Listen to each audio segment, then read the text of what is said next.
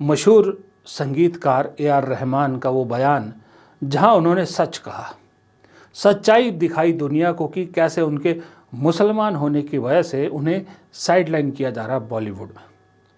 उसके बाद एक भी ए.आर. रहमान के समर्थन में नहीं आया।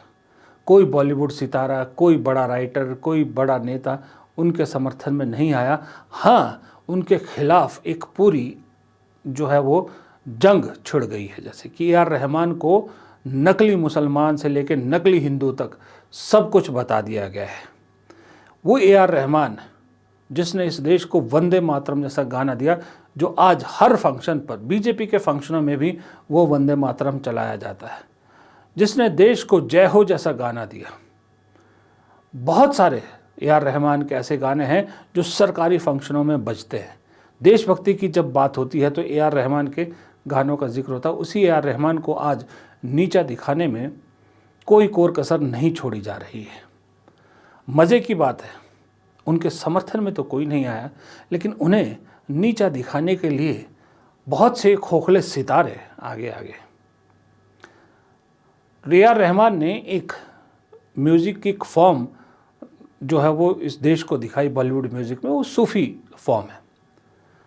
सोनू निगम जैसा सिंगर जो ए.आर. रहमान के साथ कितने ही गाने गा चुका है, वो उनके सूफीज़म या सूफ़ी संगीत का मजाक उड़ा रहा है, तो दूसरी तरफ अनूप जलोटा ए.आर. रहमान को राय दे रहे हैं कि अगर इतनी ही तकलीफ़ है मुसलमान होने से तो क्यों नहीं वापस हिंदू बन जाते। देखिए, तब तक सूफ़ी फूफ़ी तो आया नहीं था कुछ भी। ये फूफ़ी जो आया ना, फूफ़ी आया है 2000 के बाद में फूफ़ी। उसके पहले ये सूफ़ी था ही नहीं। सूफ़ी तो म्यूज़िक होता ही नहीं है, सूफ़ी तो थॉट होता है। ये अभी एक वो चल गया है कि सूफ़ी म्यूज़िक सिर्फ किसी गाने में अल्लाह मौला डाल के सूफ़ी नहीं बनता। वो हर घड़ी बदल रही है रूप ज़िंदगी या मौला, तो सूफ़ी हो जाएगा।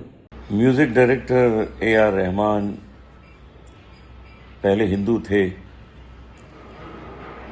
उसके बाद उन्होंने इस्लाम धर्म अपना लिया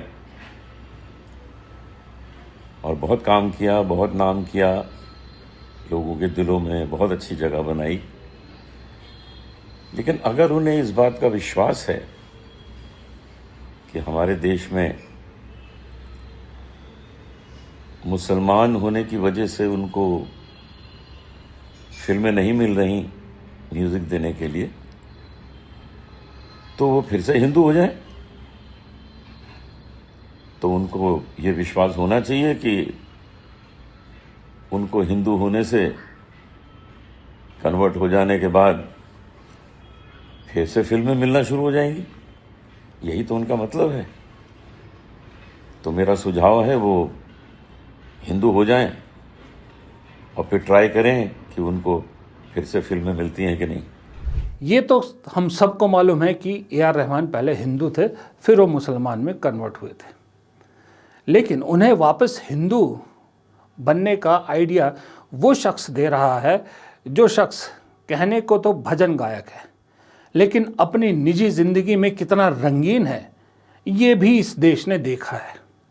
उनकी रंगीनियत के बहुत सारे किस्से हमने सुने हैं। अब रंगीनियत से ज़्यादा मोदी भक्ति के भी उनके बहुत बड़े बड़े किस्से हैं। दोस्तों, इस देश की मीडिया कितनी गिर गई है ये देख के बहुत दुख होता है। जब हम बड़े हो रहे थे, जब हम पढ़ रहे थे और उसके बाद जब हम पत्रकारिता में भी आए, तो एक आइडल या एक मैगज़ीन थी जिसे पढ़ने का एक अलग ही मज़ा था और जिसे पढ़ने वालों को एक अलग तरह का गर्व महसूस होता था कि हम उस मैगज़ीन को पढ़ते हैं। हम तो क्योंकि छोटे शहर में, पहाड़ी शहर में रहते थे, तो बाय पोस्ट आया करती थी हमारे घर वो मैगज़ीन, और उस मैगज़ीन का नाम था इंडिया टुडे। एक ज़माने में इंडिया टुडे पढ़ना मतलब भारत में शान माना जाता था और सत्ता से सवाल पूछने के लिए ये मैगज़ीन मशहूर थी। आज इस मैगज़ीन ने अपने आप को कितना गिरा दिया है और सफ़र, लोग ऊपर नीचे से ऊपर को चढ़ते हैं, इस मैगज़ीन ने कैसे ऊपर से नीचे का सफ़र तय किया है, ये 3 तस्वीरें आपके सामने इसकी गवाह हैं। एक देखिए, इनका फ्रंट पेज जो टाइटल कवर है, कवर पेज है, क्या कहता है, hero of hatred, Modi ji की फ़ोटो लगाते हैं ये। उसके बाद दूसरा देखिए, मोदी जी कमल के फूल पे बैठे दिख रहे हैं, राइडिंग द हेट वेव, यानी नफ़रत पर सवार। और यही मैगज़ीन अब मोदी जी को लेकर क्या छाप रही है, कवर पेज देखिए। उन्हीं मोदी जी को आज शेर की पीठ पर सवार नई उड़ान कहकर दिखा रहे हैं कि भारत को किस तरह से, भारत की इकोनॉमी को मोदी जी आगे बढ़ा रहे हैं। ये इस मैगज़ीन के गिरते स्तर का सबसे बड़ा उदाहरण है। और ये सिर्फ इस मैगज़ीन की बात नहीं, दरअसल ये हमारे देश की मीडिया के गिरावट का सबसे बड़ा उदाहरण है। ये हर मीडिया ऑर्गेनाइजेशन पे लागू होता है। और जो वो नहीं गिर पाए वो बेचारे बिक गए, वो अब मोदी जी के दोस्तों की प्रॉपर्टी हो गए। लेकिन सूचना का और टेक्नोलॉजी का ज़माना है। चाटुकारिता में इंडिया टुडे ने सारी सीमाएं पार तो ज़रूर की, लेकिन ढूंढने वाले भी बड़ी पारखी नज़र रखते हैं। लोगों ने गूगल पर इसका मतलब भी निकाल दिया कि riding on the back of tiger, मतलब एक टाइगर की पीठ पर सवारी का मतलब क्या होता है। तो देखिए गूगल से क्या मतलब निकलता है कि ये चाइनीज़ इडियम है, चाइनीज़ कहावत है, और इसका मतलब होता है कि कोई बहुत मुश्किल समय में मुश्किल पोजीशन पर फंस गया है और उसके पास उससे निकलने का कोई रास्ता नहीं है। ये मतलब होता है चाइनीज़ में जब कोई किसी बाघ की सवारी करते हुए दिखाया जाता है। बेचारी इंडिया टुडे चाटुकारिता करने गए थे, लेकिन ढूंढने वालों ने उसका असल मतलब भी निकाल दिया, यानी कि मोदी जी इस वक्त फंसे हुए हैं।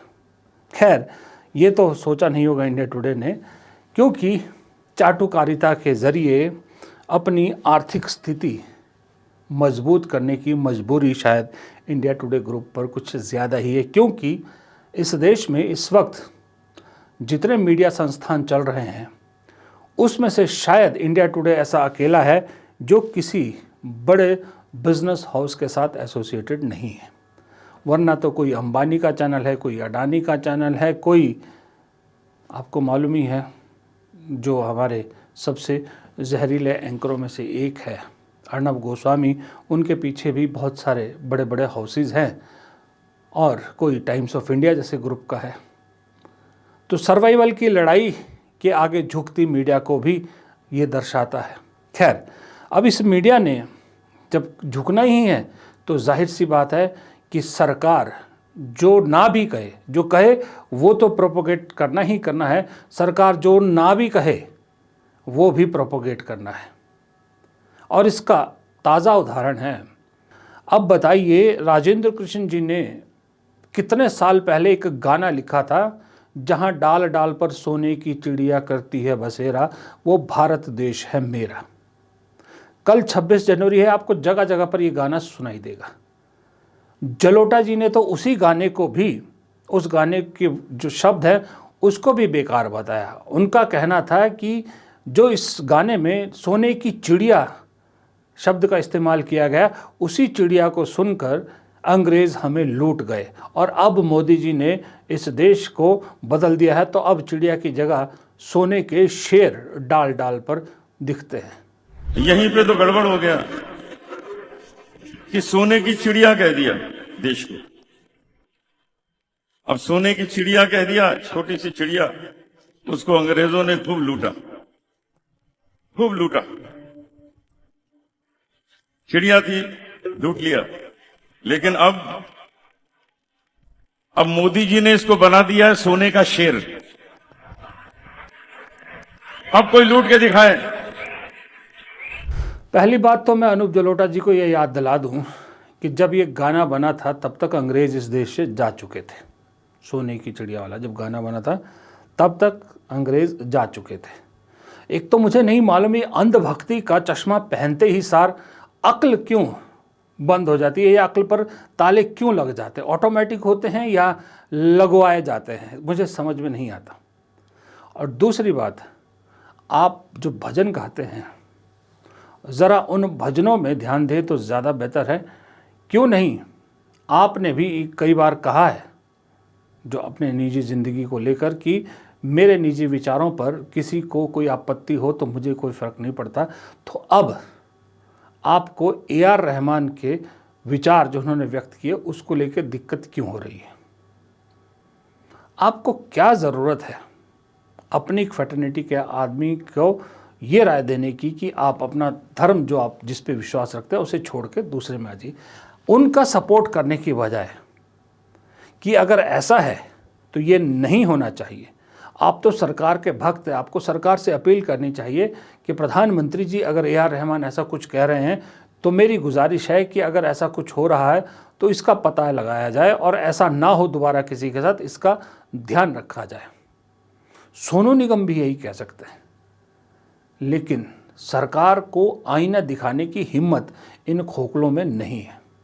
सरकार को आईना दिखाने की बजाय जो सवाल खड़े करे, जो सच बोले, उसी को नीचे गिराने का नाम अब बॉलीवुड हो गया है।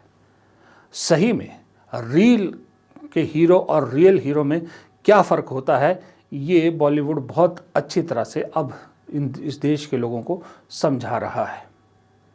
कहते हैं फिल्म में समाज का आईना होती है। मैं पहले भी पूछा था कि ये कौन सा समाज है जहाँ पर ये सब दिख रहा है इनको, जो ये अब फिल्मों में दिखा रहे हैं। खैर, उसमें अब दोबारा नहीं जाएंगे, लेकिन संडे की मॉर्निंग है, ज़्यादा लंबा भाषण नहीं दूंगा। मेरा मकसद यही था दिखाने का कि इस देश में 14 से पहले 4 चीज़ें बहुत अच्छा काम कर रही थी। इस देश की राजनीति, इस देश का खेल, इस देश की मीडिया और इस देश की फिल्में। मैं न्यायपालिका और सेना की भी बात कर सकता हूँ, लेकिन फ़िलहाल उसको मैं बाहर रख रहा हूँ। इन चारों की बात करूँ।